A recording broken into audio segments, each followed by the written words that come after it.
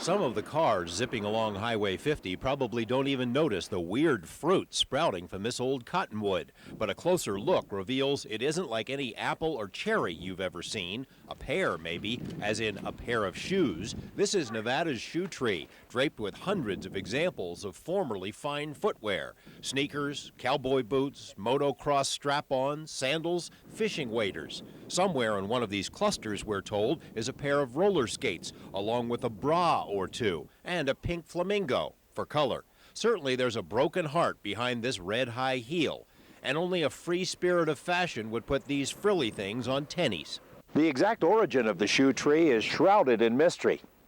Actually, I may be overstating that a little bit. It's more like a lot of rangeland BS. That is, people with too much time on their hands and apparently too many shoes in their closet. Nobody really knows for sure now exactly what the real story is with the shoe tree, but Natalie Worcester helps run the Cold Creek Station bar and restaurant a few miles up the road from the shoe tree. She's heard all the stories about the tree and isn't shy about telling them. Originally, the story that we all heard was a couple had an argument there at the tree, and she was going to take off walking. She was mad, heading out, and he decided he was going to stop her from going. He took them shoes and chunked them up in that shoe tree so she couldn't go anywhere. Depending on which version you hear, the couple involved were newlyweds from Oregon, or California, or Colorado, and it all happened 4 years ago, or 8 years ago, or was it 10? When the version with the battling newlyweds made the local paper some time back, a man from nearby Austin spoke up. He said no, that wasn't the story at all, that was a prefabrication and that he had actually been there with his boys and that his boys had thrown their shoes up there.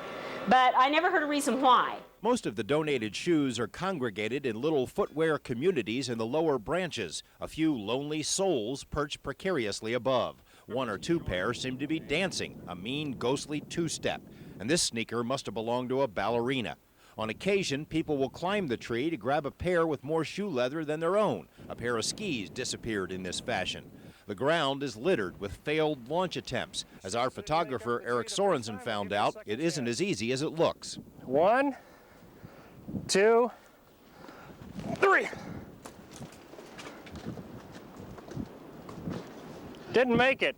Maybe the true origin of the shoe tree will always remain a mystery. The people who stop by to make their own contributions don't seem to care one way or another. But at least we have a hint who put up the sign, now pockmarked with bullet holes. I may know who put up that sign, but I may not be telling, because it might be Daddy.